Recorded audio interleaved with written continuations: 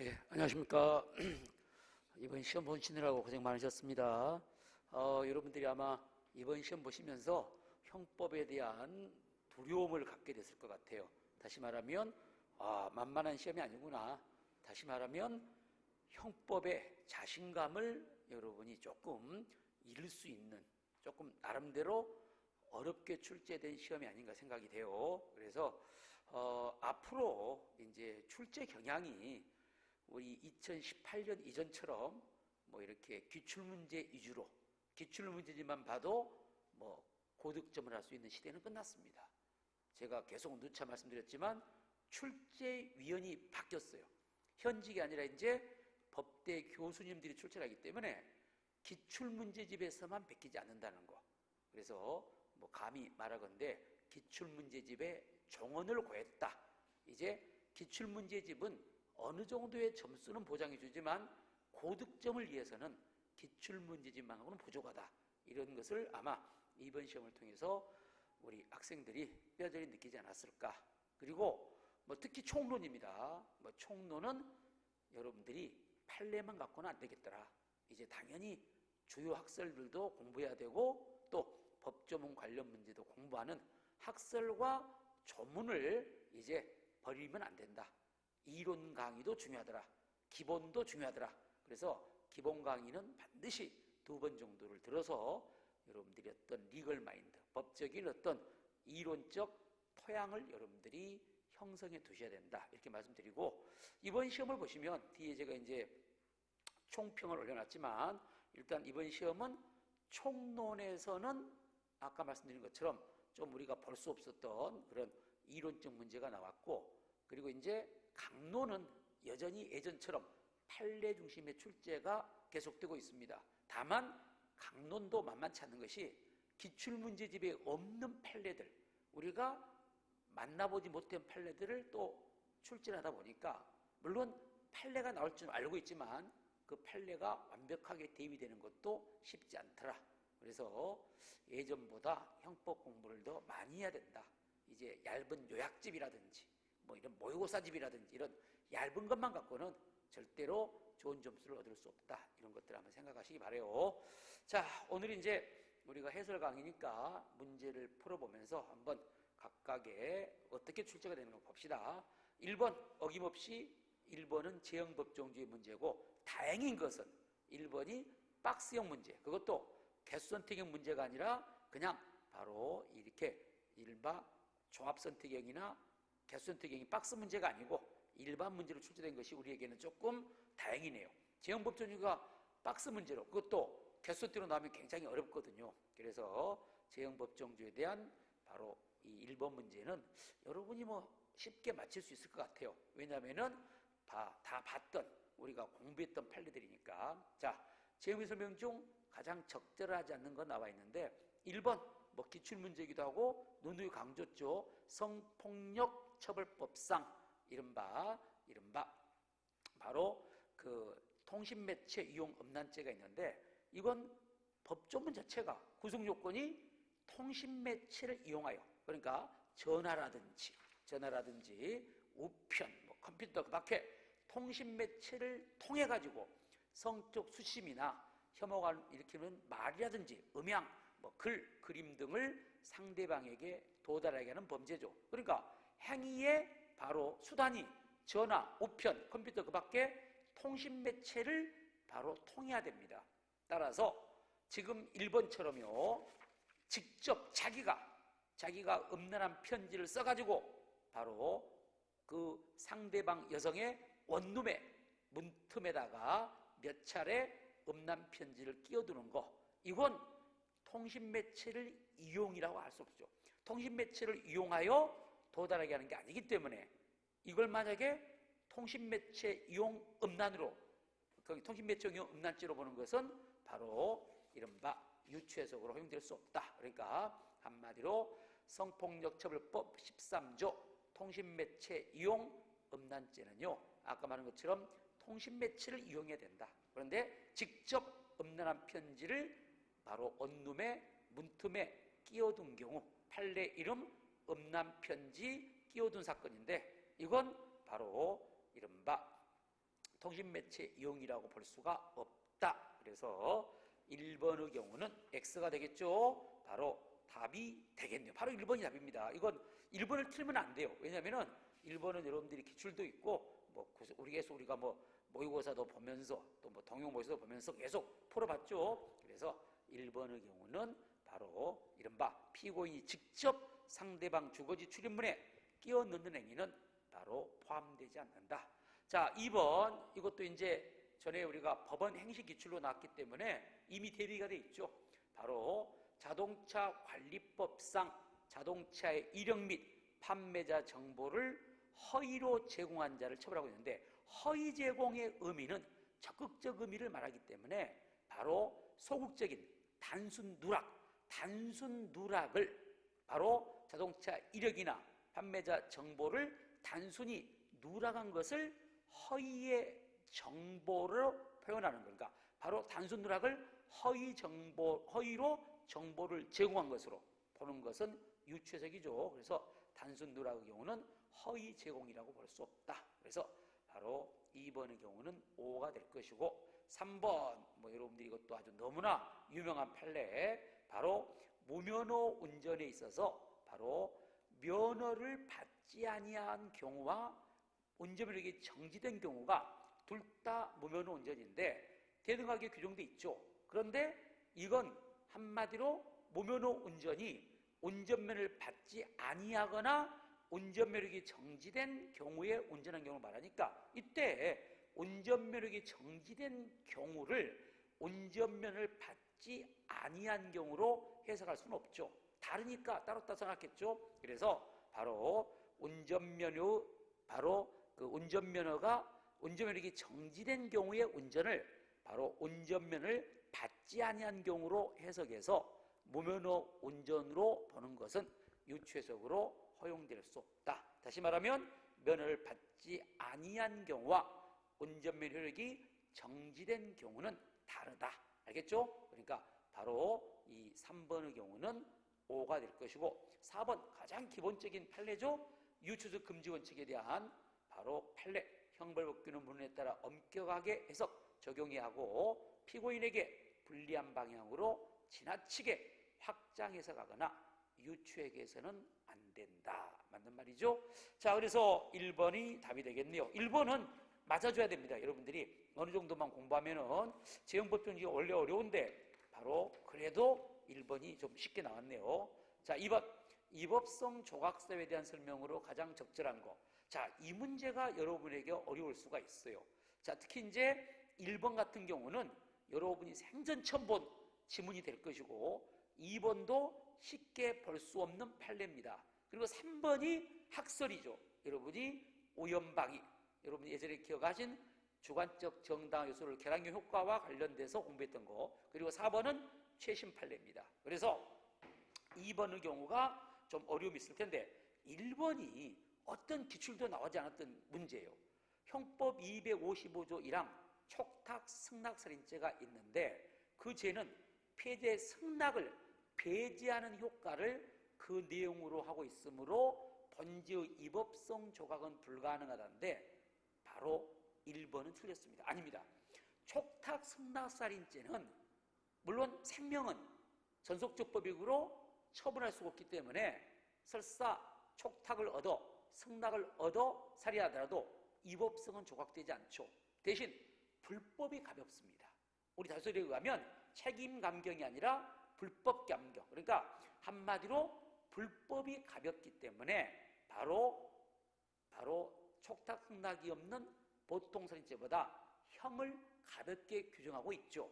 그래서 불법이 가볍기 때문에 우리말로 말하면 덜 나쁘기 때문에 형이 가벼운데, 문제는 이제 본죄 이법성 조각이 가능하겠냐 이거예요. 우리가 하나 생각해 볼 것은 어떤 승낙이나 촉탁을 받아가지고 사람을 살해한 경우에도 이법성이 조각될 수가 전혀 없을까? 여기에서 한번 생각해 볼 것이 바로 진정 안락사 같은 거, 진정 안락사, 존엄사 같은 것 있죠. 이런 것들은 사전에 미리 피해자의 승낙을 얻어가지고 도저히 이제 의학상 치료가 불가능한 상태에서 바로 이른바 이 환자의 더 이상의 연명을 중단시키는 이른바 진정 안락사 또는 존엄사, 이런 것들은 바로 이 촉탁살인죄가 되지 않는다는 것이 이게 다수적 입장이고, 바로 이게 이제 판례화돼서 우리가 옛날에 우리 판례는 소극적 우린바 존엄사를 인정한 판례도 있었죠. 그러니까 결론적으로 말하면 바로 앞으로는 이런 것들이 이제 많이 문제가 될 텐데, 이런 진정 안락사나 존엄사 같은 경우는 이런 경우를 촉탁 또는 승낙살인죄로 처벌할 수 없지 않느냐. 그런 경우가 촉탁 승낙살인죄의 위법성 조각으로 무죄가 될 수가 있다는 것이죠. 그러니까 한마디로 촉탁 승낙살인죄도 진정 안락사처럼 위법성이 조각되어 바로 무죄가 될 수도 있다는 것이죠. 그래서 1번은 그런 의미로 틀렸습니다. 다음 2번의 경우는 무수혈, 그러니까 수술을 하는데 수혈 없이 인공고관절 수술을 합니다. 왜? 이 환자가 여호와 증인 신도입니다. 여러분도 아시겠지만 여호와 증인 신도는요, 타인의 혈액을 수혈하지 않습니다. 그러니까 이 환자가 동의를 하는 것이 조건이 뭐냐? 수술은 하되 바로 타인의 혈액을 수혈하지 않는 조건으로 수술을 합니다. 그래서 이제 이 의사가 바로 이른바 혈액종양내과 같은 데 의뢰받더니 수혈 없이도 수술이 가능하겠다는 말을 들은 거예요. 그래서 이제 오케이, 수혈 없이 수술하겠습니다 해가지고 인공고관절 수술했는데 뜻밖의, 그러니까 기대와 달리 바로 응고가 잘 안 돼가지고, 혈액이 응고가 안 돼가지고 과다출혈로 지금 사망하게 생겼어요. 지금 이런 상황에서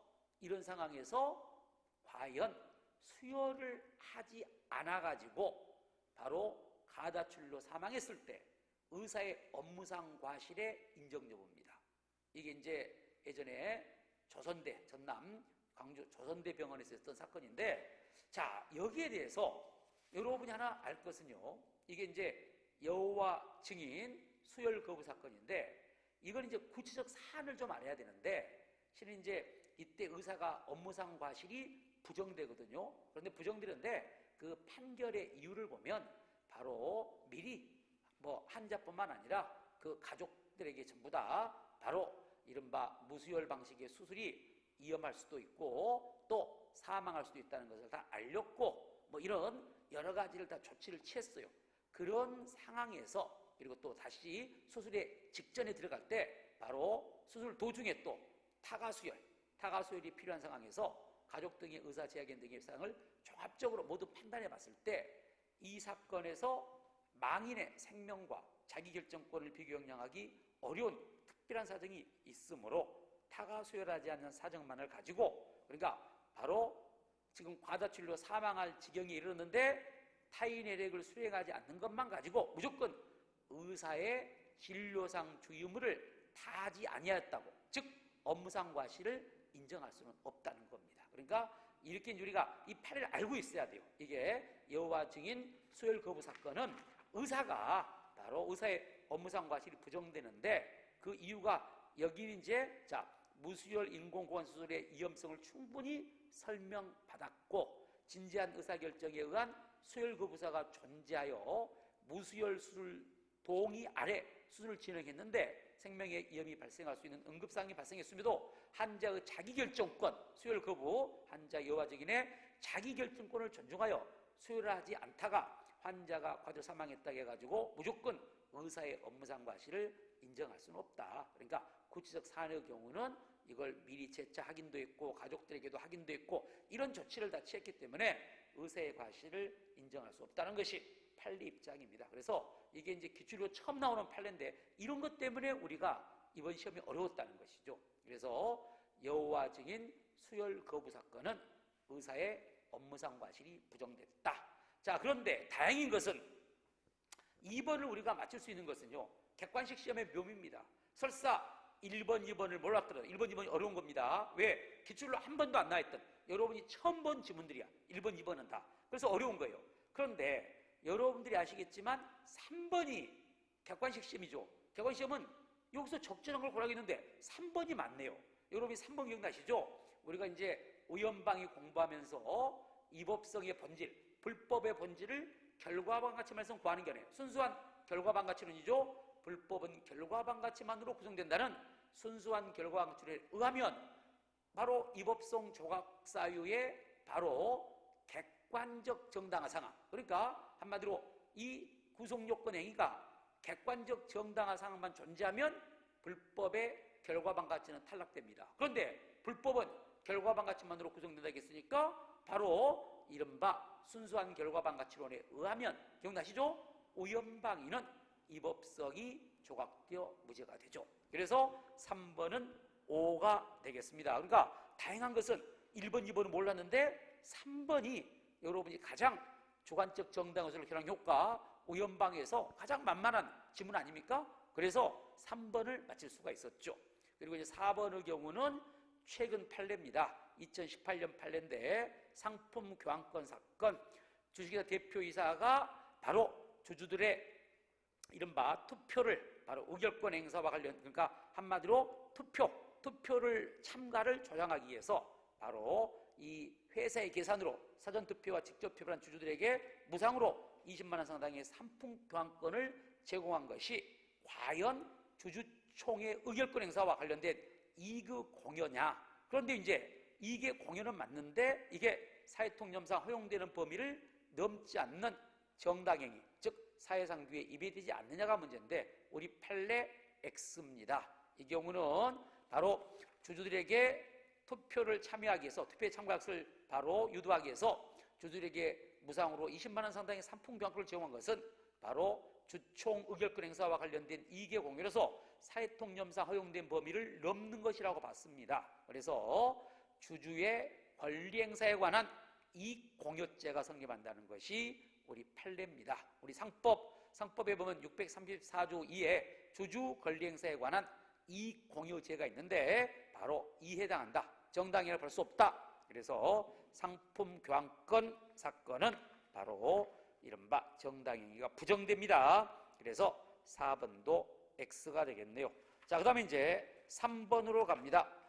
과실범에 관한 설명 중 가장 적절하지 않는 거 나왔네요. 1번 그 유명한 촛불실화 사건, 바로 기억나시죠? 후배가 술에 취한 선배를 자취방에 바로 눕혀놓고 바로 촛불을 끄지 않고 나오는 바람에 이 선배가 이불을 차가지고 마분지 위에 지금 그 촛불을 켜놨는데 촛불에 이불이 떨어져가지고 이불에 촛불이 붙어서 선배가 사망한 경우, 이때 후배에게는 바로 과실을 인정했죠. 그래서 후배가 과실치사죄가 됐었죠. 왜? 이런 경우 후배는 피해자를 혼자 방에 두고 나오는 후배로서는 촛불을 끄거나 양초가 쉽게 넘어지지 않도록 적절하고 안전한 조치를 취해야 될 주의무가 있다는 겁니다. 그래서 촛불 실화 사건은 과실이 인정된 판례고, 그래서 1번이 답이 되겠죠. 그러니까 3번 같은 경우도 그래요. 3번도 당연히 맞춰줘야 됩니다. 왜? 과실 인정 여부에서는 나름대로 중요한 판례 아닙니까? 1번이 촛불 실화 사건이. 그래서 촛불 실화 사건은 과실 인정이니까 1번이 틀렸잖아요. 적절하지 않는 걸 고르겠으니까 답이 1번이 될 것이고, 2번은 신뢰원칙 기억나시죠? 육교 및 차도 사건, 아무리 자동차와 보행자 사고지만 신뢰원칙이 적용되는 경우들이 있었죠. 고속도로, 자동차 전용도로, 육교 및 그리고 횡단보도 신호가 적세인 경우인데 2번은 육교 및 신뢰원칙이 적용되죠. 따라서 2번은 5가 되겠습니다. 3번 이것도 이제 여러분이 조금 쉽게 볼 수 없는 판례지만 판결 요지는 알고 있어요. 이른바 그래서 이것도 그렇게 어려운 판례는 아닙니다. 일명 간 경변증 환자 술 사건인데 여러분이 여기서 핵심이 된 것은 뭐냐면은 바로 자 보시면 자 셋째 줄 피해자와 피해자 보호자에게 설명을 하지 아니한 채 수술을 실시한 과실로 인하여 환자가 사망한 경우 의사에게 업무상 과실을 인정하기 위해서는요, 첫째 의사의 설명 의무 위반, 설명해야 되는데 설명 의무 위반과 환자의 사망 사이에 상당 인과관계가 존재해야 됩니다. 그 판례 기억나시죠? 그러니까 다시 말하면 바로 이른바 의사가 설명 의무를 위반한 채 의료행위를 하다가 환자가 사망했을 때 의사의 업무상 과실을 인정하기 위해서는요, 의사의 설명 의무 위반과 환자의 사망 사이에 상당 인관계가 존재되니까 3번도 옳은 문장이죠. 4번도 여러분이 이제 어려운 문제라고 볼 수가 있겠죠. 왜? 이런 걸 불법의 본질을 공부 안 했으니까. 과실범의 불법은 여러분이 과실범이 뭡니까? 객관적 주의 의무 위반으로 인한 결과 발생이죠. 그러니까 일단 과실범의 본질은 객관적 주의 의무 위반이어야 됩니다.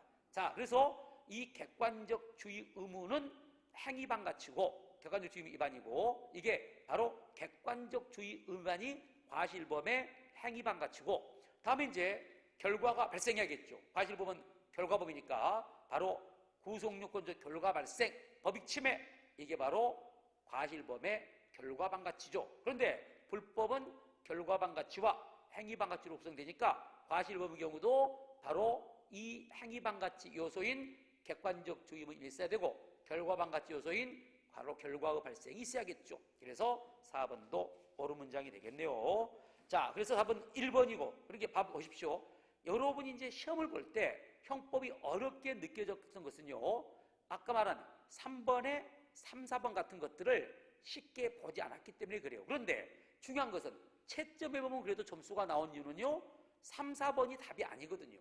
여러분이 실은 3, 4번은 몰랐더라도 3번에 1번 촛불 실화 사건이 가장 만만한 판례 중에 하나인데 다행히 거기에 답이 있잖아요. 그러니까 만약에 3, 4번에 답이 있었다면 여러분이 더 틀릴 확률이 높아요. 그런데 다행스러운 것은 3번의 답이 1번이죠. 촛불 실화 사건 후배, 우리 기억나시죠? 800강일 때 후배의 바로 과실 인정 아닙니까? 그래서 과실사죄니까 3번에 1번을 답을 했어야 될 것이고, 공부가 좀 되면 당연히 3번은 맞췄어야 됩니다. 4번 책임 조각에 대한 설명으로 적절치 않는 거. 자, 우리가 이제 늘 강의할 때 강조했던 것이 학설에서 첫 번째 사실의 착오, 두 번째 위전착, 세 번째 오연방위, 이런 것들이 이제 항상 우리 시험에서 준비해야 될 학설 문제입니다. 그런데 4번에 1번은 위전착이 나오고 있네요. 바로 오상방위죠. 자기의 방에 들어왔는, 바로 이제 자기의 방에 들어온 룸메이트를 강도로 오인하고 상해를 간 거 아닙니까? 그러니까 이게 한마디로 오상방위인데, 넓게 말하면 위전착인데, 그 오인에 바로 회피 관계, 과실이 회피 가능하였을 경우, 그러니까 한마디로 착오에 회피 가능이 있다는 거죠. 회피 가능성이 있다는 것이죠. 과실이 있다는 거야. 이런 경우는 법역과 제한적 책임설에 따르면 행위자는 무죄가 되는데 아주 좋은 문제예요. 왜냐하면 여기가 만약에 상해였다, 강도로 인해서 상해를 가했다면 법역과 제한적 책임설에 의하면 과실범으로 처벌되니까 과실치상죄가 됐겠죠. 그런데 이게 보니까 방어할 의사로 그를 폭행했습니다. 폭행. 그러니까 상해가 아니죠. 그러니까 이 경우는 이제 과실범으로 처벌되니까 과실폭행죄가 돼야 되는데, 상해와 달리 폭행죄는 과실범 규정이 없죠. 그러니까 이 경우는 과실폭행죄가 없으니까 무죄가 돼서 1번은 5가 되죠. 우리가 예전에 뭐 학설 공부할 때, 특히 플러스형법 3.0 우리가 그 학설 전문 강의할 때 이런 문제가 나왔죠. 폭행을 했을 때 폭행에 대한 과실분이 없으니까 무죄라고 여러분이 그 학설 공부할 때 기억이 날 겁니다. 2번. 자, 이게 여러분에게 또 어려울 수 있어요. 왜? 여러분이 기본 강의가, 이게 이제 2번은 기본 강의 실력입니다. 여러분이 기본 강의를 들여야 맞출 수 있어요. 왜? 우리가 예전에 형법 12조 강요대행위를 공부하면서 강요대행위의 강제 상태의 첫 번째가 바로 저항할 수 없는 폭력이었죠. 그때 제가 시간을 할애해가지고 폭력의 의미를 설명드렸어요. 폭력에는 절대적 폭력과 상대적 폭력이 있는데, 강요된 행위에서 폭력은 상대적 폭력만을 의미하지 절대적 폭력은 포함되지 않는다. 그렇게 말하면서 절대적 폭력이 뭐고 왜 여기서 저항할 수 없는 폭력은 절대적 폭력은 포함되지 않는가, 그것도 설명을 드렸죠. 바로 그 기본 강의를 들었어야 돼요. 자, 그때 강조했듯이, 그러니까 이런 게 바로 기본 강의 실력입니다. 우리가 이게 기출문제가 없어요. 기출문제가 없고 판례도 아니기 때문에 기본 강의를 안 들어버리면 이걸 맞출 수가 없는 거예요. 그때 제가 이제 저항할 수 없는 폭력에는 절대적 폭력이 포함되지 않는다는 이유는, 우리가 옛날에 행위론 공부하면서 무식저가 행위라든지 반사운동 또는 수면직의 동작, 그리고 여기서 말한 절대적 폭력 행위는 형법상 행위가 아니라고 그랬죠. 그러니까 쉽게 말하면 절대적 폭력 행위는 행위가 아닙니다. 행위가 아니어버리면 구속력 권리당성, 위법성 책임을 검토할 필요가 없죠. 따라서 강요되어 있는 책임 조각이니까 일단 어떤 행위가 구속력하고 위법은 하다는 거 아닙니까? 강요된 행위가. 그 말은 강요된 행위는 절대적 폭력 행위가 아니라는 것이죠. 그런데 지금 2번이 절대적 폭력 행위가 나오고 있네요.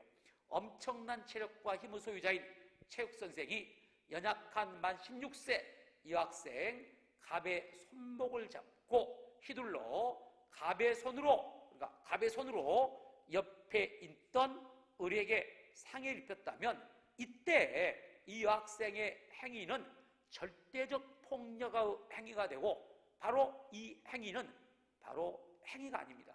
행위가 아니야. 행위가 아니기 때문에 바로 이 여자의 죄책, 16세 여학생의 죄책의 경우는 바로 이른바 행위가 아니기 때문에 이른바 강요된 행위가 논의될 필요가 없어요. 왜? 강요된 행위는 구속하고 위법을 해야 되는데 이건 아예 행위가 아니라니까. 행위가 아니니까 구속요건 자체도 검토할 필요가 없어요. 행위성 인정됐을 때 구속요건이 생기니까. 그래서 갑의 상해행위는 강요된 행위가 아니고 행위가 아니기 때문에 무죄가 됩니다. 그래서 2번 틀렸습니다. 답은 2번이 되겠네요.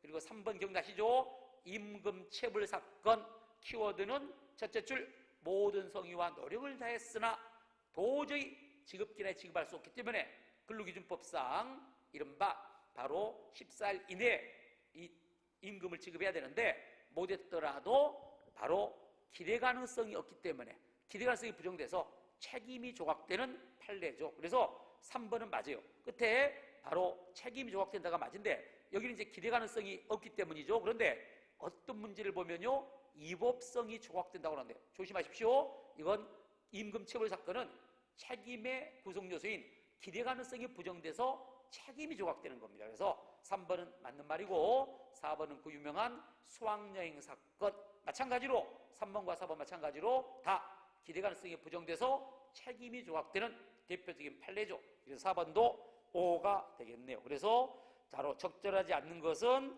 2번이 되겠어요. 2번. 그러니까 2번은 강요된 행위는 이걸 기본 강의를 안 들으면 2번을 맞힐 수 없어요. 왜? 기출문제도 없고 판례도 아니기 때문에 2번을 여러분이 바로 이제 이런 것들이 어렵고 그래서 기본 강의를 한 번 듣고 막 문제집 봐버린 사람들은 2번을 도저히 맞힐 수가 없어요. 이렇게 알아주면 되겠고, 자 다음에 넘어갑니다. 5번으로 갑니다. 형법상 착오 처리에 관한 다음 설명 중 적절치 않는 것만을 모두 고른 것은 몇 개인가? 자, 박스 문제 중 개수선택 문제가 이번 시험에 2개가 나왔더라고요. 이건 형법 시험을 어렵게 하려고 하는 난이도의 조정의 표현으로 볼 수가 있겠죠. 기억법, 행위자가 제1행위에 의해서 이미 의도한 결과가 발생했다고 믿었지만 실제로는 연속된 이행위에 의해서 그 결과가 발생된 경우, 여러분이 기억난 거 개괄적 고의란 말 기억나시죠? 기억난 판례가 뭡니까? 처희롱사건 판례 기억나시죠? 이런 경우는 우리 통설 판례는요 살인죄를 인정했었죠. 그러니까 다시 말하면 제1행위에 대한 미수와 제2행위에 대한 과실범의 실경으로 보지 않았습니다. 우리 통설과 판례는 전부 다 이 경우는 바로 이른바 기수책임을 물었죠. 그래서 한마디로 개괄적 고의, 개괄적 고의여서 기억의 경우는 X가 되겠죠. 그래서 한마디로 이 경우는 기수책임을 진다. 고의기수범의 책임을 진다는 것이죠. 자, 니은번을 보시면 자, 정당방위 상황이, 그러니까 기억의 경우는 기억나시죠? 한마디로 제1행위 고의가 개괄적으로 이행위 때까지 미쳐가지고 기수책임을 진다는 판례니까 기억은 X. 니은번, 자 이게 또 학설이 나오네요. 정당방위 상황이 존재하지 않는데도 불구하고 그러한 상황이 존재한다고 오인한 상태에서 행한 방행위, 이게 바로 오상방위죠. 넓게 말하면 위전착이고, 자 오상방위의 해결, 위법성인식을 독자적 책임 요소로 파악하는 엄격책임설, 맞는 말이죠. 엄격책임설은 위법성인식을 고유와는 분리된 독자적 책임서로 봅니다. 그리고 엄격책임설은 이렇게 위전착, 오상방위를 법률의 착오로 보죠. 법률의 착오로 본다는 건 뭡니까? 범죄 사실의 인식은 있는데 위법성의 인식이 없다는 것이죠. 그래서 엄격 책임설에 의하면 바로 구속요건 요소인 고의는 인정되는데 바로 책임이 조각될 뿐이죠. 그래서 니은번 구속요건적 고의는 여기서 바로 주관적 구속요건 요소로 보니까 고의는 언제나 인정된다. 오. 그래서 니은은 5가 되겠습니다. 디귿번 위법하지 않는 행위를 행위자는 위법한 것으로 인한 경우. 자, 이런 것도 여러분 헷갈리면 안 돼요. 이것도 기본 강의 실력입니다. 위법하지 않는 행위를 행위자는 위법한 것으로 인한 거. 우리가 기본 강의 때 뭐라고 했어요? 간통행위는 위법하지 않는데 자기는 간통하면서 간통행위가 위법하다고 생각하고 있는 경우. 이게 바로 반전된 법률의 착오. 법률의 착오가 아니라 반전된 법률의 착오. 다른 말로 환각범이었죠. 그래서 여러분이 기억나시죠? 반전된 법률의 착오는 애시당초 구속요건에 상관도 없기 때문에 언제나 불가버립니다. 그래서 디귿의 경우는 그러한 법률의 부지에 대해서 형벌을 부여해야 됩니다. 이건 법률의 부지가 아닙니다. 반전된 법률의 착오, 환각범이니까 디귿은 X가 될 것이고, 리을번 사실의 착오. 우리가 항상 바로 학설의 영순위 사실의 착오, 추상적 사실의 착오는요, 그것이 객체의 착오든 방법의 착오든 불문하고 구측법설과 법정조법설은 결론이 동일합니다. 그렇죠? 인식사실, 미수범, 발생사실, 과실범의 상상적 경합이니까 리을은 5가 되겠네요. 결론적으로 적절하지 않는 것은 기억번과 디귿번이니까 2개가 되겠죠? 답은 3번입니다. 6번 미수범에 대한 설명 중 적절치 않는 거. 1번 여러분이 너무나 잘 알고 있는 불능범에 대한 판례, 소송비용 편취 사건 기억나시죠? 사기죄의 불능미수가 아니라 불능범입니다. 그 이유가 뭡니까? 위험성이 없다는 것이죠. 그래서 봅시다. 1번 소송비용을 편취할 의사로 소송비용 지급을 구하는 손해배상 청구의소를 제기한 사안에서 재산 침해의 위험성을 법률적 지식을 가진 일반인이 아닌 행위자의 인식을 기초로, 그렇죠. 이게 왜냐하면 추상적 위험성 입장에서 판단했으니까 바로 법률적 지식을 가진 일반인이 아닌 행위자의 인식을 기초로 판단했을 때, 자, 그러니까 인식, 바로 이 판단의 기초가 행위자의 인식입니다. 이걸 바로 법률적 지식을 가진 일반 입장에서 판단해 보면 위험성이 부정됩니다. 그러니까 세척이 틀렸어요. 행위자 인식을 기초로 판단하면 위험성이 부정되기 때문에 소송사기죄는 불능미수가 아니라 소송사기죄의 불능범이 됩니다. 그래서 무죄가 되는데 1번이 틀린 이유는요, 셋째 줄 위험성이 인정되어가 아니라 위험성이 부정됩니다. 재산 침해의 위험성이 부정된다. 그래서 불능범이다. 1번 X. 2번 전자충격기 사건 논점 여러분이 공부했죠? 결과적 가중범의 미수 관련해서 기본범죄가 미수라도, 여기처럼 기본범죄가 강간미수라도 바로 상여 결과, 중한 결과 발생하면 결과적 가중범은 미수가 아니라 기수가 됩니다. 그래서 2번도 특수강간치상죄의 미수가 아니라 기수가 되니까 2번은 5가 되겠죠? 기수범위 포인트입니다. 3번, 자, 여러분이 절도죄의 실착, 자, 그대로 옳은 문장이네요. 재물에 대한 타인의 사실상 지배를 침해하는 밀접한 행위를 개시할 때니까 야간인 주간의 경우는 타인의 주거에 침입한 것만으로는 실행에 착수인정할 수 없고, 아직 절취할 물건의 물색행위가 시작되기 전이라면 주침만 성립할 뿐이지 절도 실착이 부정되죠. 3번을 틀리면 안 되겠죠. 4번도 너무나 쉬운 판례, 일명 식겁사건 둘째 줄 겁을 먹고 장애미수지 중지미수가 아니죠. 4번은 5가 되겠네요. 답은 1번이 되겠습니다. 7번 다음 설명 중 가장 적절치 않는 것 이렇게 돼 있죠. 자, 1번의 경우는 바로 특수강간죄에 있어서 합동에 해당 여부입니다. 합동. 여러분이 합동이란 말은 다수인이 바로 현장에서 시간적 장소적 협동을 하는 것인데, 과연 이것도 시간적 장소적 협동이라고 볼 수 있겠는가? 합동이라고 볼 수 있는 이 말이죠. 지금 가불병은 사전 모의에 따라 공모가 있네요. 피해자들을 야산으로 유인한 다음 암묵적인 합의에 따라 각자 마음에 드는 피해자들을 데리고 바로 불과 100m 이내의 거리에 있는 곳으로 흩어져. 자, 키워드 100m 이내의 거리에 있는 곳으로 흩어져. 그러니까 자, 3명이다 100m 안에서 이제 강간을 공모해 놓고 각각 파트너 데리고 가는데 이 야산으로 이제 흩어졌는데 뭐 막말로 옆에 살 수는 없잖아요. 그래서 100m 서명이 이제 여자를 끌고 갔는데 그 3명이 다 100m의 이내의 거리에 있는 곳에서 흩어져 강간을 한 경우 이 강간의 실행행위가 과연 시간적 장소적인 협동관계가 있겠는가? 우리 판례 인정했습니다. 자, 이 경우는 비록 100m 이내의 거리에서 흩어져 동시 또는 순차적으로 바로 강간을 했더라도 그 각 강간의 실행행위도 시간적 장소적으로 협동관계 있다고 볼 것이다. 그래서 이 3명 모두를 바로 성폭력처벌법상 특수강간죄를 인정했죠. 그래서 판례 이름 야산에서 합동해서 강간했으니까 야산 합동강간 사건입니다. 야산 합동강간 사건의 경우는 바로 합동을 인정했다. 1번 O. 자, 2번은 여러분이 간접정범에서 공부했던 너무나 잘 알고 있는 판례죠. 그 정을 알지 못하는, 첫째 줄 키워드 그 사실을 인식하지 못하는, 한마디로 증거가 조작됐다는, 차용증이 위조가 됐다는 것을 알지 못하는 바로 상대방을 속여가지고 채권을 양도하고 그자로 하여금 바로 채무자를 상대로 소송을 제기했을 때, 한마디로 소송 당사자가 아닌 피고인은 소송 당사자인 원고를 이용한, 피용자가 지금 고의 없는 도구인 원고죠. 원고를 이용해 가지고 소송을 제기함으로써 바로 이른바 이 소송사기죄의 간접정범이 된다는 것이죠. 그래서 2번은 원고 기망 사기 사건, 원고 이용, 원고를 이용한 원고 이용 바로 사기 사건인데, 바로 이건 이른바 소송 당사자가 아니라도 그 정을 알지 못하는 범행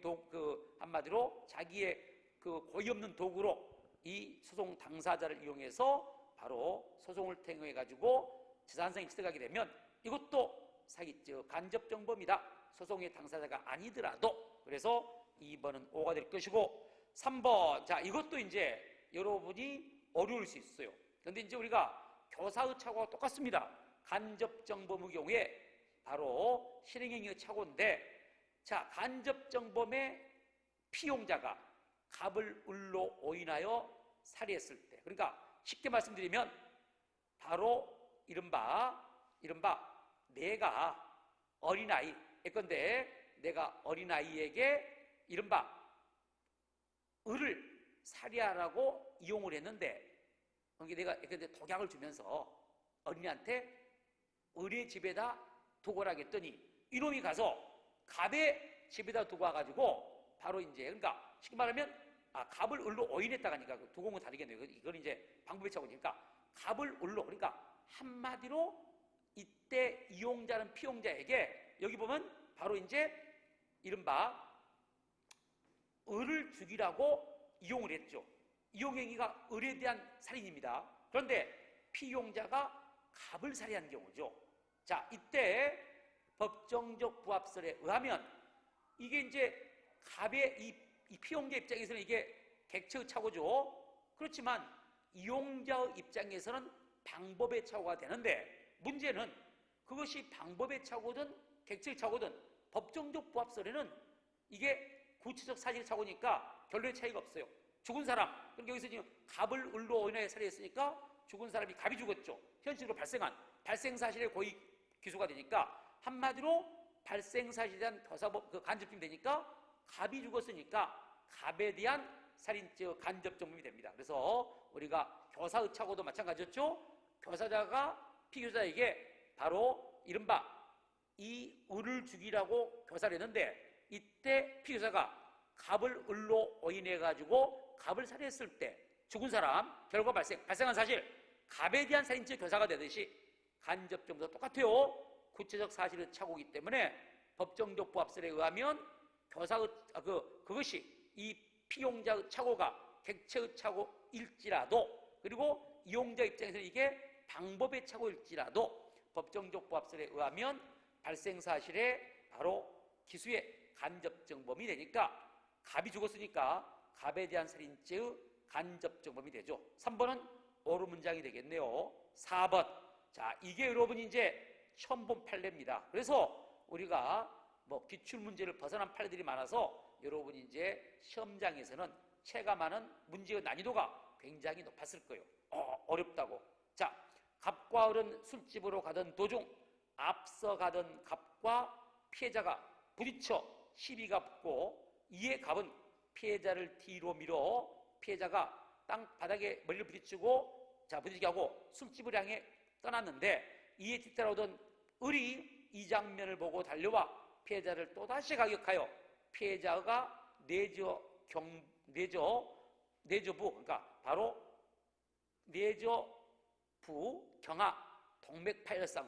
내저부 경하 동맥파열상으로 사망했습니다. 자, 여기서 이제 논점은 뭐냐면 원심이요 이 갑과 을에 대해서 상해치사죄의 공동정범으로 기소를 했어요. 그런데 대법원은요 이런 경우는 갑과 을 사이에 상해에 대한 공모가 없다고 봤어요. 공모를 인정할 수가 없다. 그래서 상해치사죄의 공동정범을 부정했습니다. 두 번째, 자 그러면 이제 공모가 없다면 이 경우는 동시범이 문제가 되겠죠. 동시범이 왜? 의사력이 없으니까. 그런데 문제는 원심에서는 동시범에 대해서는 바로 심리를 하지 않았어요. 동시범은 문제 삼아서 심리를 하지 않았다는 겁니다. 그러니까 쉽게 말하면 이런 경우는 동시범 특례의 경우는 상해치사죄의 공동에 처벌하니까 상해치사죄의 공동으로 처벌할 수는 있겠죠. 그렇지만 이런 경우는 바로 결과 발생 원인이가 판명되지 않아야 되는 것이고, 그런데 문제는 원심의 경우는 이 점에 대해서 이게 동시범에 해당하는지는 판단하지 않고 갑과 을 사이에 공모가 있다고 해가지고 상해치사죄의 공동정범으로 봤는데 이 대법원은 이 원심 판단을 바로 파기를 했죠. 안 된다. 갑과 을은 바로 이른바 갑과 을은 이 둘이가 바로 우연한 사실에 기하여 우발적으로 발생한 독립된 것으로 이 범행의 각각의 범행이 우연한 사실에 기하여 우발적으로 발생한 독립된 것으로 보일 뿐 양인 간에 범행에 관한 사전 모의도 있다고 볼 수 없고 또 피고인과 갑과 을 사이에 암묵적으로라도 공동실행 의사가 형성된 것으로 볼 수도 없기 때문에 한마디로 공모관계를 인정할 수 없다. 그래서 상해치사죄의 공동정범 될 수 없다. 그리고 이제 두 번째 이런 경우는 이제 공동이 아니면 바로 이 갑과 을의 행위와 사망 사이에 인과관계가 있는지 또 바로 사망에 대해서 있는지를 따져봐야 될 것이고 또 방금처럼 동시범을 특례를 규정한 상해죄 동시범 특례가 상해치사죄도 인정되니까 이런 경우는 바로 동시범인지 여부도 살펴봐야 되는데 그런 걸 살펴보지 않고 상해치사죄 공동점으로 처벌한 것은 원심이 잘못됐다고 판단한 거예요. 그래서 결론, 여러분 논점은 4번의 경우는 공모관계를 부정하기 때문에 공동이 될 수 없다. 상해치사죄 공동범이 아니고 두 번째 동시범이라고 하더라도 이게 이제 이걸 원심은 검토하지 않았지만 동시범이더라도 결과 발생의 원인들의 행위가 판명됐는가 안 됐는가 또 판단돼야 돼요. 그러니까 결론적으로 바로 동시범의 경우라면 결과 발생 원인가 판명되지 않아야만 상해치사죄 공동정범 애로 처벌하죠. 애로. 그런데 여기는 바로 이 원심이 동시범에 대한 바로 검토를 하지 않았기 때문에 파기환송한 판례입니다. 그래서 4번의 경우는 일단 여기서 논점은 갑과 을 사이에 상해에 대한 공모를 인정할 수 없다. 그래서 상해치사죄 공동정범 아니다. 이렇게 여러분이 얘기를 하시면 되겠네요. 이게 이제 동맥파열상 사망사건으로 1985년 판례인데 이게 아마 기출문제도 없고 어지간한 문제집에는 이 판례가 소개되어 있지 않았을 거예요. 그래서 여러분이 처음 본 판례 동맥파열상 사망사건은 바로 상해의 공모를 인정할 수 없기 때문에 상해치사죄의 공동정범이 바로 부정되는 판례입니다. 두 번째, 동시범에 해당할 수는 있는데 우리 그 원심에서는 동시범에 대한 판단은 하지 않았다, 이렇게 보시면 되겠고, 또 이게 이제 동시범이더라도요 상해치사죄의 공동정범의 애로 처벌하죠. 애로 처벌하더라도 그러기 위해서는요 여기가 뭐라고 나와야 돼? 결과 발생의 원인되니까 판명되지 않았다고 나와야겠죠. 그래야 263조 상해죄의 동시범 성립이 되지, 결과 발생의 원인이 판명되면 안 됩니다. 그러니까 이게 만약에 상해죄의 동시범 특례로 상해치사죄의 공동정범의 애로 처벌하더라도 이 문장상 결과 발생에 누구의 상해로 해서 누구 상해로 사망의 결과 발생했는지 원인이가 판명되지 않았다고 나왔어야 돼요. 근데 그게 없다는 것은 바로 동시범 문제로 해결할 수도 없겠죠. 그래서 4번의 경우는 바로 X가 됩니다. 자, 이렇게 보시면 되겠고, 자, 다음에 이제 8번으로 갑니다. 8번, 죄수에 관한 설명 중 적절한 것만 모두 고른 거. 자, 여러분이 죄수는 여러분이 주로 판례가 나왔기 때문에 어느 정도 준비가 됐고, 다행한 것은 지금 나오는 기억, 니은, 디귿, 리을은 다 여러분이 공부했던 판례입니다. 1번, 강치한 현금카드로 현금 인출한 행위는 현금카드는 강도죄도 되지만 인출한 현금에 대한 절도죄가 된다고 그랬죠. 그래서 기억나시죠? 습득, 절취, 강치한 현금카드로 현금 인출, 그러면 바로 그 점유탐명죄, 절도죄, 강도죄뿐만 아니라 현금 인출이 관리자의 의사에 반한 취득이니까, 왜? 현금 인출기로 현금 인출할 권한이 없잖아요. 그러니까 이런 경우는 별도로 절도죄가 된다고 그랬습니다. 그래서 기억은 O가 될 것이고, 니은, 이건 작년에도 우리 시험에 나왔죠. 한마디로 그 유명한 보이스피싱 사건, 전기통신 금융사기 사건인데, 일단 사기돈을 사기용 계좌로 이체받은 순간 사기죄는 기소가 됐습니다. 그리고 그 사기 범인이 현금을 인출했다면 그 현금을 인출한 행위에 대해서는 횡령죄가 성립하지 않습니다.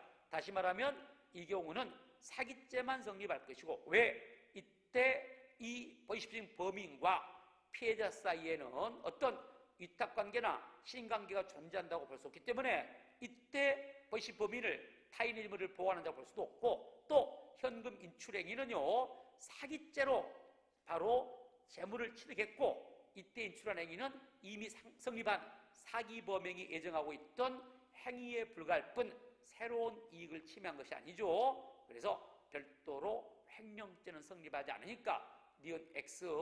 이것도 유명한 판례죠. 특가법상 위험운전치상죄와 트로트법상 음주운전죄는 서로 보호법익이나 구속요건이 달라 실체적 경합입니다. 그래서 이것은 O가 될 것이고, 신용카드를 절취한 후 이를 사용하여 신용카드 부정사용 행위가 이루어지면 이른바 이 선행의 절도범행, 절도죄의 불가벌적 사유행위다. 아닙니다.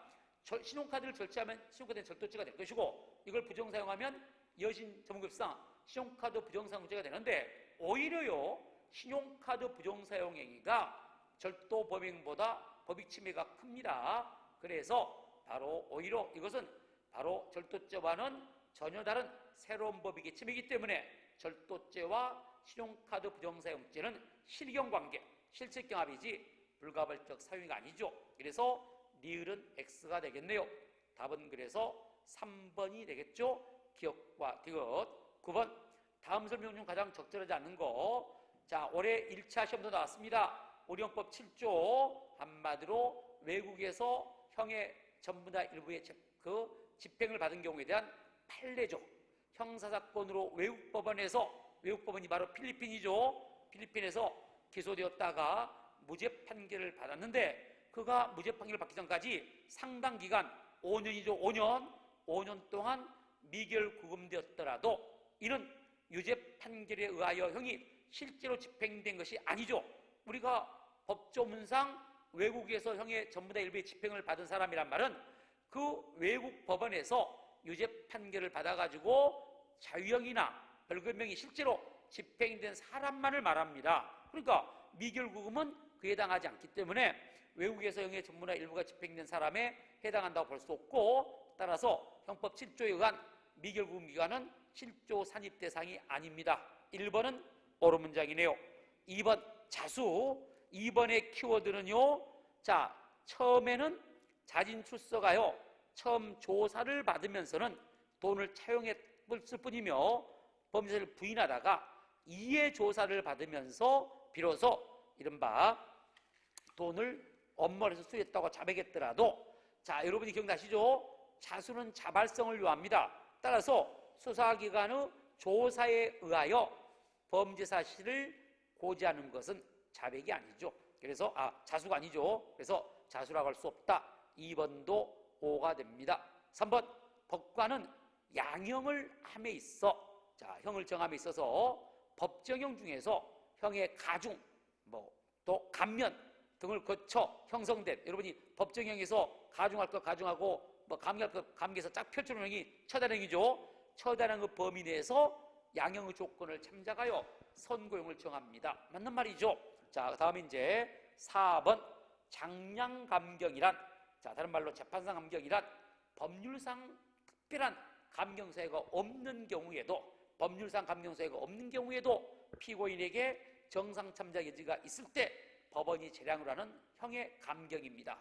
맞는 말이죠. 여기까지는 맞았어요. 그런데 법률상 감경 사유가 있을 때는 항상 장량감경이 우선해야 된다 나오는데, 아니죠. 여러분이 가중사유가 경합한 경우 각특 누복정작 56조 기억나시죠? 뭐가 먼저라고요? 법률상 감경이 먼저고 나중에 장량감경을 하는 것이지 장량감경이 우선하지 않습니다. 그래서 틀렸네요. 4번은 답이 되겠죠. 자, 다음에 이제 여기까지 보고 좀 쉬었다가 강론 10번부터 보도록 하겠습니다. 이번 시험은 보통은 총론 10문제, 강론 10문제인데 이번 시험은 총론 9문제고 강론이 11문제가 나왔네요. 자, 좀 쉬었다가 보겠습니다. 자, 다음 10번 절도죄입니다. 다음 설명 중 적절한 거. 야, 이 10번이 실은 이게 출제 오류예요. 출제 오류. 이게 문제가 있는데 가답안의 경우는 가장 여러분들이 이제 확실한 게 3번이다 보니까 3번으로 돼 있는데, 제가 보기에는 이번 출제가 조금 이렇게 좀 엉성한 느낌이 있어요. 엉성한 느낌. 1번을 보시면 갑은 자신이 종업원으로 종사하고 있는 점포에서 점포 주인이 부재 중임을 틈타, 없는 틈을 틈타 점포 금고안에 든 20만 원과 점포 내에 있는 오토바이 한 대를 타고 도주하면요, 이 사안에 의하면 갑은 절도죄입니다. 그러니까 1번도 맞는 말이에요, 실은. 그런데 이게 뭐가 미스냐면요, 사안이 지금 이렇게 돼 있으니까 지금 절도죄로 이제 이렇게 돼 있는데, 원래 사안이 이게 아니에요. 이렇게 됐으면 절도죄가 되는데, 실은 바로 이른바 이 경우가 아니고 바로 이때 주인이 이 피고인에게 금고 열쇠와 오토바이 열쇠를 맡기고 금고 안의 돈은 배달될 가스 대금으로 지불할 것을 지시한 다음에 외출했던 상태에서 이자가 점포를 혼자 보고 있다가 그 현금을 꺼내가지고 오토바이를 타고 도주한 경우입니다. 그런 경우는 절도가 아니라 횡령이 되죠. 왜? 비록 점유 보조자, 여러분이 점원이 점유 보조자인데, 점원도 물건에 대하여 사실상 지배력을 행사하는 경우에는 보관의 주체가 될 수 있기 때문에 횡령죄의 보관자가 될 수 있습니다. 바로 이 경우죠. 그러니까 주인이 돈 20만 원과 그러니까 당일날 금고 열쇠하고 오토바이 열쇠를 맡기고 금고 안에 돈은 배달될 가스 대금이니까 바로 지급할 것을 지시하고 외출했다면 금고 안에 있는 돈과 오토바이에 대해서는 바로 그 사실상 지배력을 행사하는 경우이기 때문에 보관의 주체가 될 수가 있다는 것이죠. 따라서 이걸 갖고 날라버리면 피해자의 위탁을 받아 금고 안의 현금과 오토바이를 사실상 지배하에 두고 보관하고 있기 때문에 이 경우는 바로 절도죄가 아니라 횡령죄가 된다는 것이죠. 그러니까 이렇게 나왔어야죠. 그러니까 1번을 낼 때 그 사실관계를 써줘야 되는데 안 써주고 그러니까 이게 원심이야. 원심은 이렇게 봤어요. 그러니까 원심은 방금처럼 이렇게 그 말 안 써주고 바로 부재 중임에 바로 이 주인이 없음을 틈타가지고 바로 현금 20만 원과 오토바이를 타고 날라버린 경우를 원심은 절도죄로 인정을 했죠. 그런데 이제 우리 대법원에서는 기록을 보니까 실은 그게 아니고 그 점포의 주인이 그 종업원에게 금고 열쇠와 오토바이를 맡기고 금고 안에 돈은 배달될 가스 대금으로 지급하라고 지시하고 나갔다. 그런 상태에서 그 돈과 오토바이를 갖고 날르면 이건 절도가 아니라 횡령죄라는 것이 대법원의 입장입니다. 그러니까 바로 아까 우리가 1번처럼 1번이 지금 원심은 이렇게 놓고 사실관계를 1번으로 보고 원심은 절도죄로 봤거든요. 그런데 이제 대법원이 이게 이 원심이 지금 1번 있죠? 1번 사안이 절도죄가 아니라 횡령죄라는 게 아니라 바로 잘못된 게 뭐냐? 1번 사안이 잘못됐다는 거야. 그러니까 이런 경우가 아니고 아까 말한 것처럼 금고 열쇠와 오토바이 열쇠를 맡기고 금고 안에 있는 돈은 가스 대금으로 주라고 지시하고 나간 상태에서 20만 원하고 오토바이 한 대 타고 날라버린 경우는 이런 사실관계에서는 절도가 아니라 횡령이라는 거예요. 그래서 실은 1번도 맞는 말입니다. 우리가 이게 원심은 이렇게 봐가지고 절도죄로 봤는데 법리를, 그러니까 이게 절도죄가 아니라 횡령죄라는 게 아니라 사실관계가 잘못됐다. 그런 바로 금고에 있는 열쇠하고 오토바이 열쇠를 맡긴 상태에서 바로 나간 경우는 이때 점원이라도 그 물건에 대한 사실상 지배력을 행사하니까 보관자가 된다. 그래서 횡령죄다 이거거든요. 그래서 1번은 잘못됐어요. 이건 미스 문제입니다. 이것은 1번은 절도죄라고 봐야 맞아요. 1번은 절도죄가 맞아요. 그런데 이제 워낙 확실한 게 그러니까 출제자의 의도는 이걸 지금 횡령죄로 보려고 낸 것이고, 또 3번이 절취한 자기압수표를 음식대금으로 교부하고 거스름돈을 환불받은 행위는 바로 이른바 절도죄만 되고, 자기압수표 절도죄만 되고, 이 환불받은 행위는 사기죄를 구성하지 않죠. 불가벌적 사후행위니까 3번은 워낙 명확합니다. 3번은 여러분이 너무나 잘 아는 불가벌적 사후행위로 별도로 사기죄가 안 되는 건 알고 있기 때문에 가장 적절한 거, 문제가 가장 적절한 것이기 때문에 3번이 답이 되지만 실은 이건 1번도 이의제기하면요 1번도 받아줘야 돼요. 1번도 절도죄로 봐야 됩니다. 그래서 답은 원래 1번, 3번이 맞아요. 그런데 이제 1번에 대해서는 제가 보는 출제자가 미스야 이게. 그러니까 한마디로 그 사실관계를 바로 바꿔 써가지고 아까 말한 오토바이 열쇠하고 금고 열쇠를 맡기고 20만 원은 가스대금으로 지불하고 지시하고 나갔는데 이제 도주한 경우는 횡령죄가 된다로 나가야 되니까, 절도죄가 된다 그러면 틀리니까 그 사실관계를 써줘야 되는데 안 써줬기 때문에 1번의 경우는 실은 맞는 문장이 되는 거예요. 이 원심도 1번 사안을 가지고 절도죄로 봤는데 우리 대법원이 1번 사안이 절도죄가 아니라 횡령죄라고 본 게 아니고 이 사안이 사실관계가 다르더라. 원심에서 사실관계를 심리를 제대로 못했더라. 한마디로 그런 경우였더라. 오토바이 열쇠하고 금고 열쇠를 맡겨놓고 가스대금으로 금고 있는 돈 주라고 지시하고 나갔을 때 가지고 왔더라. 그럴 때는 절도가 아니라 횡령죄다. 이게 대법원의 입장이거든요. 그래서 좀 안타까워요. 실은 1번도 잘못됐습니다.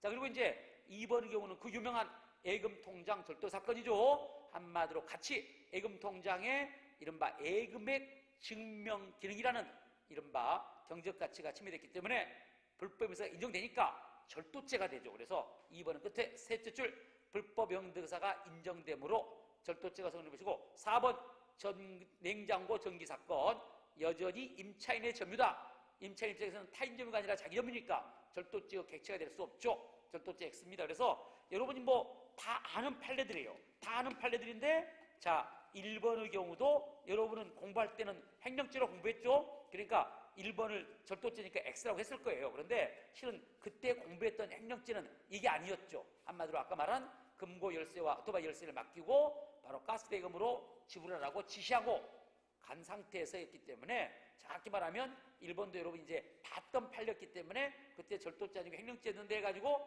2번, 3번으로 갔을 거란데 1번 사실관계만 따지면 이건 절도죄가 됩니다. 그래서 정확히 이제 답은 3번이 답이 되겠는데 1번도 제가 보기로는 출제 오류다. 이렇게 정확히 말하면 1번, 3번이 답이 된다는 겁니다. 이렇게 보시면 되겠고 11번으로 갑니다.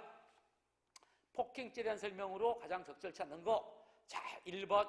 여러분이 이제 특수폭행죄, 예전에는 폭처법 3조이랑 흉기 기타 위험한 물건을 휴대하여서 폭행한 경우인데 이때 그 범죄와 전혀 무관하게 우연히, 그러니까 바로 이 폭처법상의 흉기 휴대 폭행이 되려면요, 그 범죄와 전혀 무관하게 우연히 소지하게 된 경우는 바로 이른바 휴대하여에 해당하지, 그러니까 위험한 물건, 휴대기타 위험한 물건을 휴대하여 폭행으로 볼 수 없습니다. 여기는 맞아요. 두 번째, 범행 현장에서 범행에 사용하려는 의도 아래 흉기 등 위험한 물건을 소지하거나 몸에 진 이상 그 사실을 피해자가 인식하거나 실제로 범행에 사용될 것까지도 요하지 않죠. 1번 옳은 문장입니다. 우리가 특수폭행죄에서 공부했습니다. 맞는 말입니다.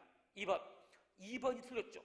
특수폭행죄에서 다중의 위력을 보인다는 것은 다중의 위력을 보여서 폭행했을 때 다중의 위력을 보인다는 것은 위력을 상대방에게 인식시키는 것을 말하고 상대방의 의사가 현실적으로 제압될 걸 요하지 않으며, 여기까지는 맞습니다. 여기까지는. 그런데 그 다음이네요. 상대방의 의사를 제압할 만한 세력을 인식시킬 정도에 이르지 않아도 된다. 여기가 틀렸어요. 아닙니다. 비록 상대방의 의사를 현실적으로 제압할 것을 요하지는 않지만 상대방의 의사를 제압할 만한 세력을 인식시킬 정도에 이르러야 됩니다. 그래서 11번에 2번, 자, 한마디로 바로 상대방의 의사가 현실적으로 제압될 것을 요하지는 않는다고 하지만 상대방의 의사를 제압할 만한 세력을 인식시킬 정도는 돼야 되니까 2번 마지막에 틀렸네요. 3번 계부 침묵 폭행 사건이죠. 단순 폭행, 그러니까 바로 자기 이제 어머니가 바로 다른 남자를 만나고 살아요. 지금 계부. 그러니까 이때 아들이 바로 계부도 폭행하고 엄마도 폭행하는, 그래서 단순 폭행, 전수 폭행의 범행이 동일한 폭행수법의 발현에 의한 것이라면 그중 법정형이 더 중한 상습 존속 폭행죄 일죄로만 처벌한다는 것이 우리 판례죠. 기억나시죠? 이것도 비교적 최신 판례입니다. 2018년인데 이때는 단순 폭행, 계부에 대한 단순 폭행, 엄마에 대한 전속 폭행이 동일한 폭행수법의 발현에 의한 것이라고 본다면 법정형이 더 중한 상습 전속 폭행죄 일죄만 된다는 거. 그래서 3번의 경우는 5가 되겠네요. 4번, 자, 위험한 물건에 해당 여부, 경륜장 소화기 사건, 키워드 첫째 줄 끝에 특정인을 겨냥하여 던진 것으로 볼 수 없다는 점을 고려했을 때 바로 이건 위험한 물건이라고 볼 수 없다는 것이 판례였죠. 그래서 4번도 옳은 문장, 답은 2번이네요. 자, 12번 갑니다. 협박죄에 대한 설명 중 가장 적절한 거 1번, 권리행사나 직무집행 일환으로 상대방에게 일정한 해악을 고지한 경우 그 해악의 고지가 정당한 권리행사나 직무집행으로서 사회상규에 반하지 않는 경우는 협박죄가 성립하지 않죠. 1번 X. 자, 2번 협박사건, 상관 협박사건.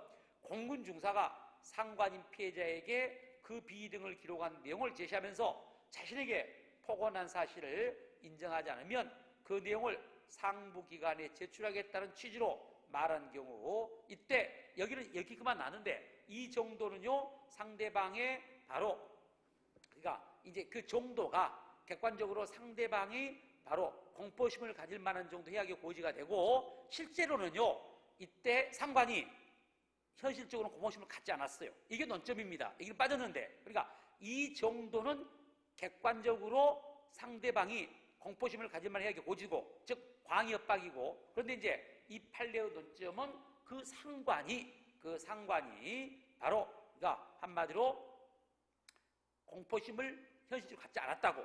그렇더라도 바로 상관협박죄는 기소가 됩니다. 이연범이니까. 그래서 2번 틀렸네요. 자, 공군 중사에게는 군형법상 상관협박죄가 성립한다. 틀렸고요. 2번 슈퍼마켓, 바로 협박사건이죠. 갑이 슈퍼마켓 사무실에서 식칼을 들고 피해자를 협박한 행위. 정확히 말하면요, 피해자가 관리인인데 관리인이 슈퍼마켓 2층에 있습니다. 2층 관리실에서 관리인을 식칼로 협박을 하고 밑에 아래층으로 매장으로 내려가지고 손님들을 협박해서 내쫓았다면 이때 관리인에 대한 협박죄와 바로 이 손님을 내쫓아가지고 업무를 방해했으니까 한마디로 얘기한 업무방해가 되겠죠. 업무방해죄가 되는데 행위가 따로따로니까 이건 실경이 되겠죠. 3번은 X, 협박죄와 업무방해죄는 실체적 경합범 관계에 있다. 자, 그리고 4번이 답이네요. 협박죄에서 협박이라면 사람으로 하여금 공포심을 일으킬 수 있을 정도의 해악을 고지하는 것을 말하고, 협박죄가 성립하기 위해서는 적어도 발생 가능한 것으로 생각됐을 정도의 구체적 해악의 고지가 있어야 됩니다. 4번은 옳은 문장. 답 4번. 13번 강간과 추행에 대한 설명 중 가장 적절하지 않는 거. 자, 1번 강간죄 실착이죠. 1번 지극히 타당한 설명입니다. 피해자를 한거를 불능하게 하거나 현재 곤란하게 할 정도의 폭행 협박이 있으면 바로 실행에 착수가 있는 것이고, 실제로 그와 같은 폭행 협박에 의해서 피해자의 한거가 불가능하게 되거나 현재 곤란하게 돼야 될 필요는 없습니다. 자, 2번 계속 나오네요. 우리가 옛날에 경감부 시험, 최근에 우리 일반 채용이 나왔는데 유사강간죄 늘 말씀드렸죠. 폭행 협박으로 사람의 구강에 신체의 일부를 집어넣는 거죠. 구강에 성기를 집어넣어야 되지. 봐봐, 생각해봐. 늘 말씀드렸지만 상대방에게 협박을 해가지고 입 벌려. 그러니까 상대방이 입 벌리니까 거기다 손가락 집어넣어봐. 그러면 이게 유사강간죄입니까? 말도 안 되지. 그래서 2번은 폭행협박으로 유사강간죄가 되려면요, 폭행협박으로 바로 사람의 구강에다가는요 성기를 넣어야 됩니다. 성기를 넣어야만 유사강간죄가 되지, 바로 성기 외의 예컨대 손가락을 집어넣는다든지 이런 것들은 유사강간죄 될 수 없으니까 2번 틀렸습니다. 이건 법조 문제인데 기출문제들로 나와 있었으니까 2번은 여러분이 익히 봤기 때문에 2번을 틀리면 안 됩니다. 그리고 3번 최신 판례 중간간죄 불능미 사건 나오죠. 한마디로 중간간죄의 객체는 심시상실 또는 한거불능 상태에 있는 사람인데 실은 객관적으로는 심시상실 상태의 사람이 아니었죠. 그런데 자기는 심상태의 사람이라고 생각하고 간음을 해서 간음을 한 경우 한마디로 실행의 대상의 착오로 인한 결과 발생이 불가능인데 다만 위험성은 있다고 봐가지고 중간간죄의 불능미순정한 A급 출제, 우리가 A급 출제될지 알았죠? 최신 판례이기 때문에 출제상 A급이어서 3번은 5가 되겠죠. 자, 그리고 4번 강간죄의 폭행협박과 간음 사이에는 인과관계가 있어야 되지만 이것도 우리가 출제될 걸로 알고 있었죠? 인과관계 있는 거 맞아요. 그렇다고 해서 폭행협박이 반드시 간음에다 선행돼야 되는 거 아니라고 수차 강조했습니다. 논점 이른바 기습강간사건. 기습강간사건 이 경우는 바로 아까도 말씀드렸지만 이건 바로 폭행협박과 동시에 간음이 이루어지다. 그러니까 원래 폭행협박과 간음 인과관계가 있어야 되니까 마치 폭행협박이 있고 나중에 간음이 있어야 될 것 같지만 꼭 그건 아니라는 거야. 폭행협박과 동시에 간음이 이루어지거나 간음 직후에 폭행협박이 이루어지더라도 강간죄로 보겠다. 기습강간사건. 그래서 4번은 5가 되겠네요. 자, 14번으로 갑니다. 다음 명예에 관한 설명 중 적절한 것만 모두 고른 것은, 자, 이것도 개수선특경이기 때문에 하나만 몰라도 답이 틀릴 수가 있는데, 기억, 허위사실 적시한 명예훼손죄 이른바 307조 2항은 이법성 조각에 대한 형법 310조는 적용될 여지가 없죠. 왜? 여러분이 아시겠지만 310조 명예훼손이법성에서는 그 대상이 307조 제1항의 행위해야 됩니다. 그러니까 사실 적시에 의한 명예훼손행위만 말하지 2항인 허위사실 적시에 의한 명예훼손행위는 310조 적용 대상이 아닙니다. 5. 니은번. 자, 여러분이 명예훼손죄는 피해자가 특정돼야 되는데 피해자의 특정의 정도 여부, 사람의 성명을 명시하지 않는 허위사실의 적시행위도 그 표현의 내용을 주의사정과 종합 판단하여 그것이 어느 특정인을 지목하는 것인가를 알아챌 수 있는 정도라면 피해자의 특정을 인정할 수 있다. 그래서 특정인에 대한 매수가 인정된다. 니은도 5가 되겠네요. 신씨 종중사건에 대한 판례. 디귿번. 자, 이것은 이제 310조 적용 여부에서 공익성 인정 여부인데 학교 운영의 공공성, 투명성의 보장을 요구하며 학교가 합리적이고 정상적으로 운영되어야 할 목적으로 피해자들의 거주지 앞에서 키워드 거주지 앞에서 그들의 주소까지 명시하여 이게 키워드입니다. 이게 공익성이 없는 것이죠. 아무리 바로 학교 운영의 공공성과 투명성 보장을 요구하더라도 바로 피해자의 집 앞까지 찾아와가지고 그 주소까지 명시하면서 바로 이런 걸 주장하는 것은 공익성이 부정됩니다. 디귿 공익성이 부정되어 명예훼손죄가 성립을 합니다. 이 법성이 조각되지 않습니다. 310조가 적용되지 않죠. 디귿은 X, 리을번. 자, 우리가 모욕죄에 대한 판례 많이 봤죠. 어떠한 표현이 상대방의 인격적 가치에 대한, 자, 중요한 것은 모욕죄가 되려면 그 표현이 상대방의 인격적 가치에 대한 사회적 평가를 저하시킬 만한 것이어야 됩니다. 그런데 그런 정도가 아니고 표현이 다소 무리한 방법으로 표시되었더라도 사회적 평가를 저하시킬 만한 것이 아니라면 모욕죄가 아니죠. 그에 대한 판례들 기억나시죠? 나이 처먹여 무슨 자랑이제 사건, 또 이른바 IC발 사건, 최근에 반말 사건, 이런 것들이 전부 다 그에 해당했습니다. 그래서 모욕죄가 아니었으니까 니을은 5가 되겠네요. 결론적으로 적절한 것 기억, 니은, 리을이니까 3번 3개가 되겠죠. 15번 다음 설명 중 가장 적절한 거 주침에 대한 설명이 나오고 있는데 여기도 다 봤던 판례입니다. 그리고 이게 여러분이 어려운 판례가 아니죠. 15번 틀리면 안 됩니다.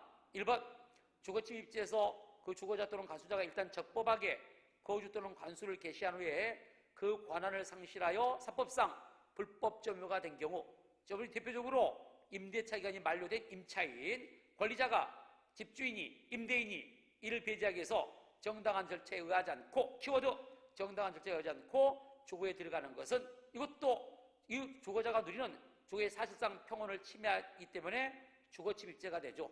주거침입보호법익은 주거의 사실상 평온이기 때문이죠. 그래서 X 2번 기억나시죠? 자, 바로 대문을 몰래 열고 들어와 담장과 피해자가 거주하던 방사의 좁은 통로에서 창문을 통해 방안을 엿본 것은요, 일단 대문을 열고 들어왔다면 주거침입죄가 될 것이고, 바로 좁은 통로에서 창문을 통하여 방안을 엿본 것은 피해자의 사실상 평온을 침해한 상태가 되기 때문에, 그러니까 여기는 X가 되겠죠. 사실상 평온을 침해한 것이 아니기 때문이 아니라 주거의 사실상 평온을 침해한 것으로 봐서 주거침입죄 기수가 됩니다. 미수가 아니라 기수다.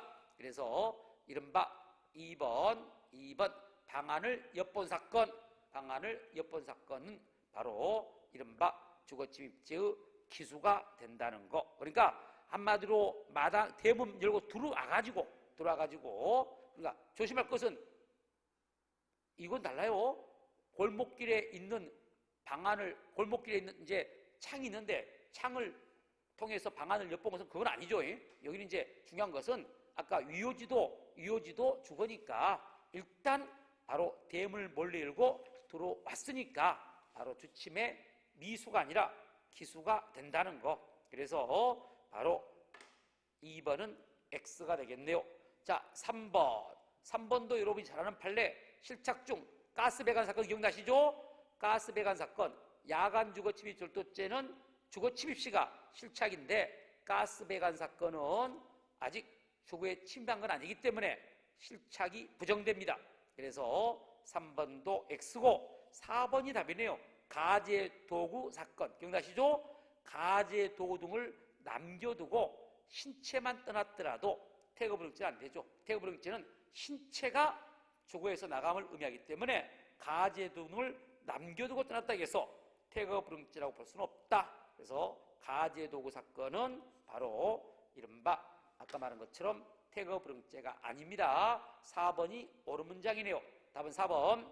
16번 사기죄에 관한 설명 중 제출되지 않는 거. 1번도 우리가 뭐 나올 줄 알았죠. 늘 말씀드렸지만 여기서 키워드 대표자 또는 최종 결정권자가 키워드고, 이른바 사기죄는 기망행위를 통해서 착오에 빠져야 되고 착오에 빠진 처분행위가 있어야 되는데, 이때 바로 착오에 빠졌는지 아닌지, 또 이른바 착오와 기망에서 인과관계가 있는지 여부, 이런 것들은 전부 다 대표자나 최종 결정권자를 기준으로 합니다. 그런데 대표자나 최종 결정권자가 기망의 상대방이, 그러니까 결자 등 기망의 상대방이 기망행위자와 동일이거나 기망행위자와 공모했다면 이 최종 결정권자나 대표자는 착오에 빠진 게 아니죠.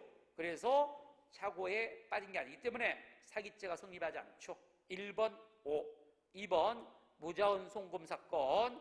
무자원 송금 사건은 일단 재산상 일단 이제 입금을 했다면 이것도 권한 없이 정보를 입력하여 정보 처리를 하게 함으로써, 권한 없이 정보를 입력하여 정보 처리를 하게 함으로써 재산상 이익을, 그러니까 여기 입금을 했으니까 재산상 이익이 있으니까 검사는 기수가 됩니다. 무자원 송금 사건. 그래서 기수가 된다. 이것도 권한 없이 정보를 입력하여 정보 처리를 하게 하는 경우다. 그래서 2번은 5가 되겠네요. 자, 그리고 이제 3번 기망행위를 수단으로 한 권리행사의 경우 그 권리행사에 속하는 행위와 수단에 속하는 기망행위를 전체로 관찰하여 기망행위가 사회통념상 권리행사 수단으로 용인될 수 없는 정도라면 권리행사에 속한 행위는 사기죄를 구성하죠. 3번 맞는 말이고요. 4번이 실은요, 총론, 재수론에서 출제가 됐어요. 우리 일반총회 시험에서 최근에 한번 출제가 됐는데 또 나왔네요. 4번의 키워드는 첫째 줄 하나의 선거비용 보존 청구서입니다. 그러니까 비록 수개의 선거비용 항목을 허위주였더라도 키워드 그 선거비용 보존 청구서가 한 장이라면 아무리 항목이 여러 개가 허위로 기재가 됐더라도 이건 수재가 아니라 일제로 평가한다는 거, 이게 우리 판례 입장이죠. 그래서 바로 하나의 선거비용 보존 청구서가 바로 키워드입니다. 그러니까 한 장의 선거비용 보존 청구서에 여러 선거비용 항목을 허위로 기재했더라도 한 장의 선거비용 보존을 제출했다면 하나의 사기죄로 보겠다. 그래서 4번은 X가 되겠네요. 답 4번입니다. 이게 최근에 기출문제입니까? 기출문제 보면 4번을 맞출 수 있었겠죠? 17번 방화와 실에 관한 죄. 자, 이것도 못 보던 판례가 두 개가 나왔네요. 1번과 4번. 그래서 이제 이게 어려운 거예요. 왜냐하면 우리가 알고 있는 2번, 3번은 답이 아니거든요. 그래서 이제 1번과 4번 중에 답을 고르게 되고 찍다 보면 틀리게 되는데 1번. 자, 1번은요. 이것도 이제 한마디로 여기서 키워드는요. 하재 원인을 살펴볼 필요 없이가 틀려. 이거 키워드요. 전기 석유 난로를 켜놓은 채 귀가하여 전기 석유 난로 과열로 화재가 발생을 했다면 이제 거기까지 중요한 거. 여기 3이죠. 키워드. 화재 원인을 살펴볼 필요도 없이 피고인에게 중실화죄를 인정할 수 있다. 아닙니다. 이 피고인에게 가실 인정 여부를 판단할 때는요. 가실범도 결과범 아닙니까? 그러니까 전기 석유 난로를 켜놓은 행위하고 이 화재 발생 사이에 인과관계가 있어야 됩니다. 인과관계가 있어야 되기 때문에 이때 바로 이 화재의 원인의 감정 없이 무조건 피고인에게 실화를 인정할 수는 없다는 겁니다. 왜? 제3자에 의한 방화나 실화, 누전 등 기타에 의한 발화 가능성도 전혀 배제할 수 없는 것 아닙니까? 전혀 배제할 수 없습니다. 이를 외면하고 무조건 바로 전기석유 난로 바로 켜놓고 간 것만 가지고 바로 이 실화의 원인을 인정하는 것은 바로 타당치 않다. 다시 말하면 전기석유 난로 과열이 이 사건 화재 발생의 원인이 되었다고 막연히 단정하여 피고인을 중실화죄로 유일 처벌한 것은 잘못된 것이고, 바로 이른바 아까 말한 것처럼 이때 화재의 원인이 꼭 그것만이 아니고 제3자에 의한 방화나 실화 또는 누전 등 기타의 발화 가능성도 전혀 배제할 수가 없다면 없다면 이를 외면한 채 무조건 바로 피고인에게 실화를 인정하는 것은 바로 잘못된 것이라는 것이 판례 입장이죠. 그러니까 화재의 원인을 더 면밀히 조사해 봐야 된다는 겁니다. 그래서 이른바 이게 전기 석유난로 사건인데 우리 판례가 대법원에서 중실화를 인정하지 않았는데 여기서 키워드는 아까 말한 것처럼 화재 원인을 살필 필요 없이, 그러니까 화재 원인이 다른 것일 수 있다는 겁니다. 꼭 전기선을 켜놓은 행위가 바로 석유난로의 과열이 화재 발생 원인이라고 무조건 반드시 언제나 판단할 건 아니다. 제3자가 방할 수도 있고 제3자가 실화라든지 또는 누전으로 인할 수도 있다는 것인데 그런 걸 다 배격하고 무조건 바로 전기 석유난로 과열로 인한 실화라고 판단하는 것은 잘못됐다는 것이죠. 1번 그래서 X입니다. 2번은 법조문이죠. 사람이 현존하는 자동차에 방한 경우인데 여러분이 우리가 164조 1항이 현주 건조물 등 방화죄죠. 등에는 사람이 사람이 주거로 사용하거나 현존하는 건조물, 자동차가 들어가. 사람이 현존하는 자동차에 방한 경우도 정확히 말하면 이건 현존 자동차 방화죄고 우리가 제명만 따지면 넓게 현주 건조물 등에는 자동차 포함되니까 사람이 현존하는 자동차에 방하더라도 현존 자동차 방화죄, 넓게 말하면 현주 건조물 등 방화죄지 일반 건조물 방화죄가 아닙니다. 만약에 현존하지 않는다면 달라요.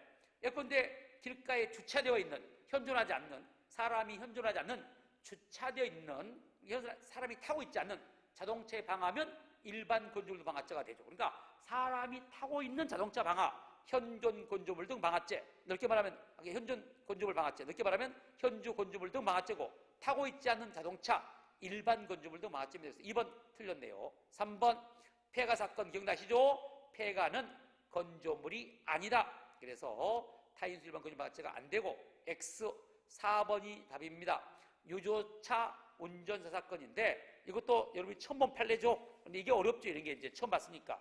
유조차 운전사가 석유 구판점, 우리가 주유소 같은데 주유소에 이연물 취급 주임의 지시를 받아 유조차의 석유를, 유조차가 와가지고 그 지하 그 유류 탱크에다가 석유를 주유할 거 아닙니까? 그때 석유를 구판점 탱크로 급유하다가 탱크 주입구에서 급유 호스가 빠지는 바람에 화기에 인하되어 화재가 발생한 경우 이건 바로 유조차 운전자의 과실이 아니라는 겁니다. 왜? 바로 이런 경우는 오히려 이른바 이연물 취급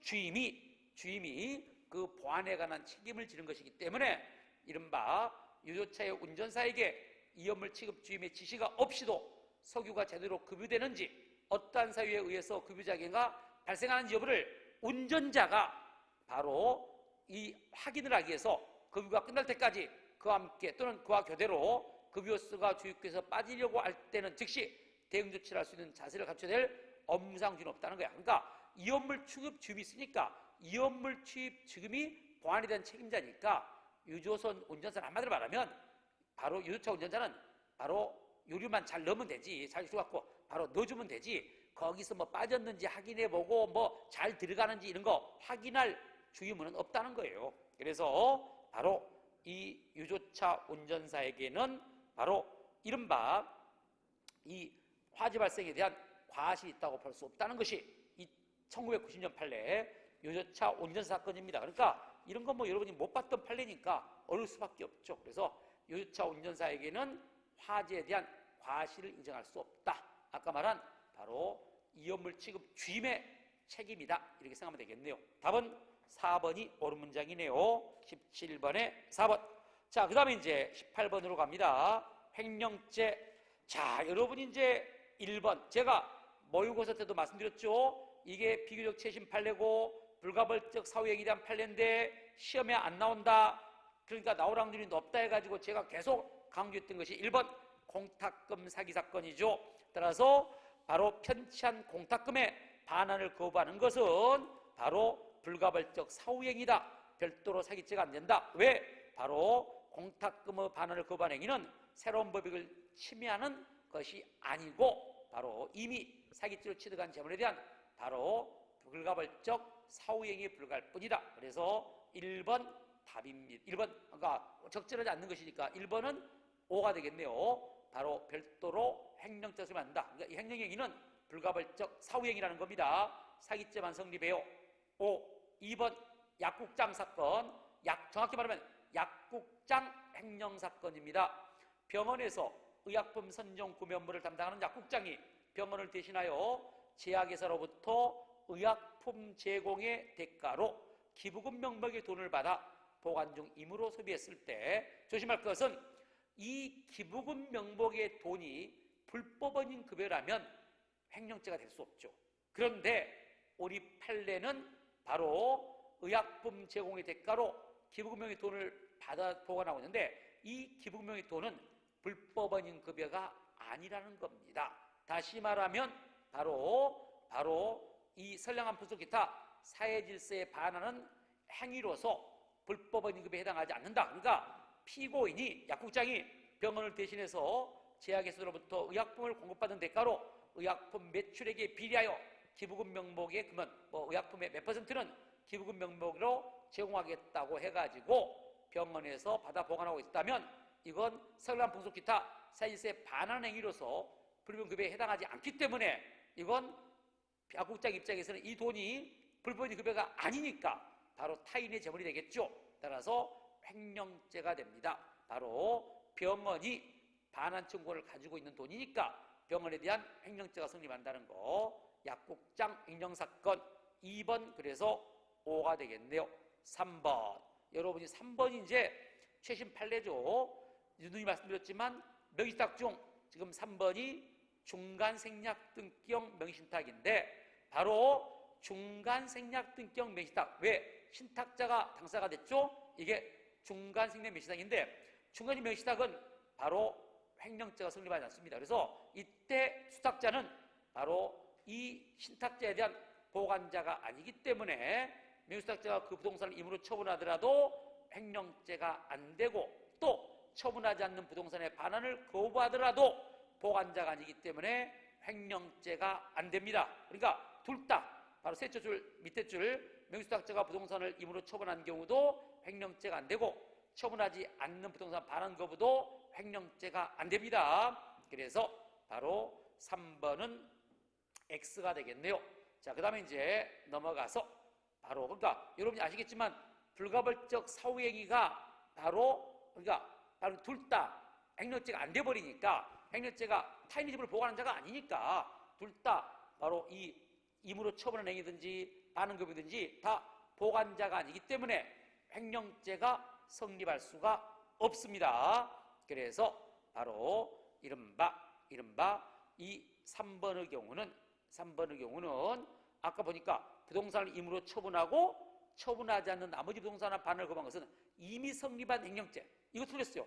아까 처분행위가 임으로 처분한 게 횡령죄가 된다는 것인데 이것부터 횡령죄가 안 됩니다. 그래서 3번 틀렸고 4번은 답이죠.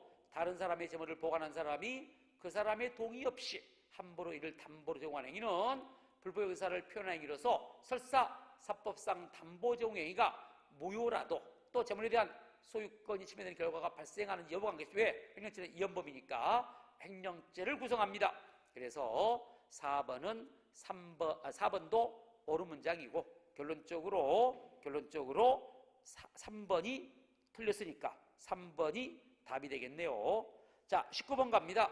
제3범죄에 대한 아래 기억부터 미음까지 설명 중 옳고 그름의 표시가 바르게 된 것은 이렇게 나와 있는데 자, 여러분이 이것도 이제 다 봤던 판례들이에요. 그래서 지금 여기 보시면 니을범 판례만 아마 여러분에게 상수하지만 여러분 일본 판례도 별로 의미가 없어요. 처음 봤던 거지만 우리가 기본 실력으로 맞출 수가 있는 것이기 때문에 자, 먼저 기억번 기억나시죠? 한마디로 자기 명의로 등록된 자동차라도 사실혼 관계에 있는 갑에게 증여하여 갑만 운행 가려고 있다가 별거하면서 재산분할 내지 위자료 명목으로 갑이 소유로 약정했다면 둘 간의 관계에서는 비록 등록 명의자는 피고인이지만 둘 간의 관계에서는 갑이 소유자가 됩니다. 따라서 피고인이 이를 임으로 온전해 가면 피고인 입장에서는 타인의 재물이 되니까 절도죄가 되죠. 기억 오. 니은번 신병미확보 사건이죠. 일단 체포됐지만 아직 키워드, 아직 신병확보가 확실하지 않은 단계라면 이것도 절도기로 보기 때문에 체포를 면탈할 목적으로 폭행하면 중강도, 상해를 가하면 강도상해죄가 됩니다. 니은 오. 디귿번 신탁금지약정 사건, 정확히 말하면 신탁금지약정 불고지 사건인데, 신탁금지약정 체결 사실을 고지하지 않았다 하더라도 이 고지하지 않는 행위가 그러니까 신탁금지약정 체결한 행위가 상대방의 법률상 지위에 아무런 영향을 미칠 수 있는 사유가 아니기 때문에 이런 경우는 법률상 지위에 영향을 미치는 사유가 아닌 것을 고지하지 않는 것은 이건 기망행위라고 볼 수 없다. 부작위한 기망행위라고 볼 수 없다. 그래서 디귿번 X 고지 의무가 없다. 다음 그래서 디귿 X고 리을번은 바로 셋째 줄 보시면 물품 대금 청구송을 제기했죠. 한마디로 허위의 자기가 권리자가 아닌데도 허위의 주장을 통해서 그리고 허위의 허위의 주장과 입증을 통해서 법원을 기망할 의사가 있었죠. 물품 대금 소송을 제기했으니까 법원을 기망한 의사 가지고 소원을 제기하면 실행에 착수가 있죠. 나중에 취하했으니까 승소 판결 확정돼야 기수인데 취하했으니까 미수가 되니까 실행에 착수 인정. 그러나 기수는 아니네. 사기 미수죄가 되겠죠. 리을 오. 그리고 미음 조심하십시오.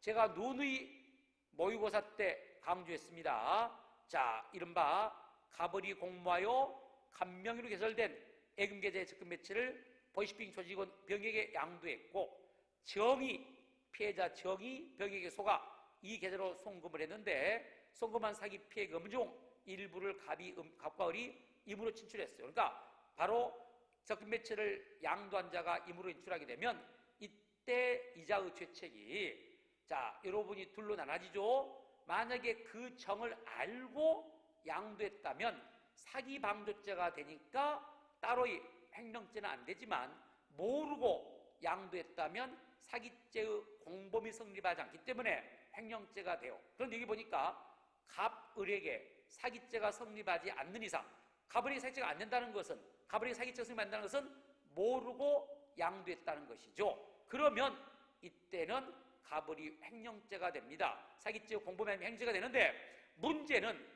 마지막까지가 중요하네요.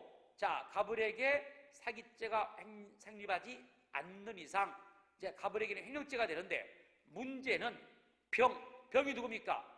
보이스피싱 조직원이죠. 다시 말하면 바로 사기범인인 보이스범인 조직원 병에게 바로 횡령죄가 되는 게 아니라 사기 피해자 횡령죄가 돼요. 그러니까 마지막 함정이 병에 대한이 틀렸어요. 병이 아니라 정의에 대한 횡령죄가 성립을 하는데 우리 학생들이 이걸 왜 틀리냐면은 바로 간과하기 때문에 그래요. 그래서 그때 누누이 말씀드렸잖아요. 우리가 보이스피싱 사기 사건은 이른바 보이스피싱 범인에 대한 사기죄가 아니라 사기 피해자에 대한 바로 그 횡령죄, 보이스피싱 범인에 대한 횡령죄가 아니라 사기 피해자에 대한 횡령죄라고 누누이 말하고 그거 조심하라고 동영모였을 때 그렇게 강조했습니다. 그런데도 또 미음을 오하고 있는 분도 있어요. 어쩔 수 없어 뭐 자기 팔자지 뭐. 그러니까 바로 병에 대한이 아니라 정에 대한 사기 피해자에 대한 횡령죄가 되니까 미음 X가 돼요. 그래서 답은 2번이 됩니다. 2번이 된다. 자, 그리고 이제 아까 말한 미음 왜 그러면 이른바 보이스피싱 범인에 대한 병에 대한 횡령죄는 안 되냐? 안 되는 이유는 바로 첫째 이른바 아까 말한 것처럼 계좌 명의인의 인출 행위는 이 보이스피싱 범인에 대한 관계에서는 횡령죄가 안 되는데 문제는 이때 일단 이 계좌로 입금이 되면 사기죄는 기소가 되지만 그렇다고 해서 입금된 순간 이른바 보이스피싱 범인의 재물이 아닙니다. 한마디로 입금된 돈은 인출하기 전까지는 보이스피싱 범인의 돈이 아니기 때문에 입금된 돈은 바로 보이스피싱 범인의 재물이 아니기 때문에 이때 바로 갑은 보이스피싱 범인에 대한 타인의 재물을 보관한 자가 아니죠. 그러니까 한마디로 이건 바로 보이스피싱 범인에 대한 보관자가 될 수가 없다는 거. 그 돈은 보이시 범인의 재물이 아니기 때문이죠. 자, 둘째 또 하나, 계좌명의인과 정기통지금융 사기법인 사이의 관계는 횡령죄로 보호할 만한 가치가 있는 위탁관계도 없기 때문에 위탁관계도 부정되고 보관자도 아니다. 그래서 횡령죄는 병에 대한이 아니라 정에 대한 횡령죄니까 답은 2번이 되겠습니다. 자, 마지막 20번으로 갑니다. 국가의 기능에 대한 설명으로 적절치 않는 거. 자, 1번이 답이네요. 이것도 답이 너무 쉽게 나버렸어요. 왜? 직무유기죄란 말은 정당한 이유 없이 직무 수행을 거부하거나 직무를 유기한 때인데, 직무를 유기한다는 것은 의식적으로 직무를 방임되지 포기하는 겁니다. 따라서 직무를 수행하는데 불성실한 직무 수행이라든지 태만한 직무 수행 또는 직무 집행 내용이 위법하더라도 직무를 수행한다면은 직무유기라고 볼 수 없죠. 그래서 여기 붙여 보면 마지막 줄, 직무 집행의 내용이 위법한 것으로 평가되더라도 직무유기가 아니죠. 1번 틀렸습니다. 2번은 공무상 비밀수수죄 성립여부인데 키워드 둘째 줄, 수사팀의 내부 상황도 바로 공무상 비밀이다. 그래서 2번은 O. 3번 직권남용 관련행사 방해죄, 직권을 남용하여 란 말은 형식적 외형적으로는 직무집행행위로 보이지만 실질적으로는 정당한 권한 외의 행위를 한 경우를 우리가 직권을 남용하여라고 합니다. 4번 수뢰죄, 이건 이미 기출문제죠. 공무원이 직무와 관련해서 뇌물수수를 약속하고 키워드 퇴직 후에 수수했습니다. 절대로 129조 1항 뇌물수수는 성립할 수 없어요. 왜? 뇌물수수죄는요 129조 1항 공무원 또는 중재인이 직무에 관하여 뇌물을 수수한 때문에, 그러니까 뇌물수수가 공무원, 현재 공무원이 뇌물을 수수해야 되니까 바로 퇴직한 다음에 공무원이 아닌 상태에서 수수하면 129조 1항 뇌물수수가 될 수 없죠. 대신 그것이 설사 뇌물 약속과 뇌물 수수가 시간적으로 근접하여 연속되어 있더라도 마찬가지입니다. 다만 뇌물 수수는 안 되고 이런 경우는 뇌물 약속죄와 사후수뢰죄가 될 수는 있겠죠. 그래서 4번도 잘 나오는 판례고 4번은 O가 되겠네요. 답은 1번이 되겠습니다. 자, 여기까지 우리가 20문제를 살펴봤는데, 여러분이 이제 시험 문제를 볼 때 어렵게 느껴지는 것은 아까도 말씀드린 것처럼 기출문제에서 없었던 지문이나 판례가 나왔기 때문에, 생소한 판례, 생소한 지문이 나왔기 때문인데 앞으로도 마찬가지입니다. 늘 말씀드렸지만 이제는 기출문제 시대는 끝났어요. 기출문제 가지고는 적당한 점수 60점, 70점 정도 나올 수가 있지만 80점 이상 맞기가 쉽지 않아요. 그러니까 기출문제 더 두꺼운 책을 봐야 되고 뭔가 더 기출문제는 우리가 필요 충분 조건에서 필요 조건이요. 기출문제 정도는 반드시 알아야 되지만 기출문제 정도를 알아서 고득점할 수는 없다는 거. 이 점 명심하시기 바랍니다. 고생하셨고 여러분들이 이번 시험에서 좋은 점수로 합격하신 분들은 이제 또 체력이나 면접 잘 하셔가지고 최종까지 잘 가셔가지고 이제 충주로 들어가시고, 불행하게도 이번 시험에서 또 이제 좀 이렇게 또 그 실패의 맛을 보신 분들은 이제 내가 왜 점수가 안 나오고 왜 틀리는가, 내가 뭐가 부족한가, 이런 것들을 잘 여러분이 한번 생각하셔가면서 약점을 보완하는 공부를 하셔가지고 또 내년에 또 시험이 있으니까 내년 상반기에서는 좋은 점수로 여러분들이 합격하도록, 항상 중요한 거 무조건 무책임한 말, 더 열심히 해야지, 이건 정말 무책임합니다. 그럼 지금까지 놀았습니까? 물론 논 사람한테는 그 말이 맞아요. 그런데 여러분이 그냥 무조건 더 열심히 해야지가 아니라 왜 내가 어떤 과목이 망쳤고 또 왜 형법이라도 어떤 문제가 약하고 어디가 틀린다, 다시 말하면 약점을 여러분이 보완하려고 하는, 그래서 바로 그런 노력이 필요해요. 그냥 무책임하게 추상적인 더 열심히 해야지 이게 아니고 바로 그 실패의 원인을 찾는 것이 중요합니다. 이렇게 생각하셔서 여러분이 다음 시험에는 절대로 여러분들이 바로 이런 시행착오 없이 꼭 합격하도록 바랍니다. 합격할 수 있도록 바로 대비를 잘 하시기 바라요. 고생 많으셨고 다음에 또 뵙도록 하겠습니다. 감사합니다.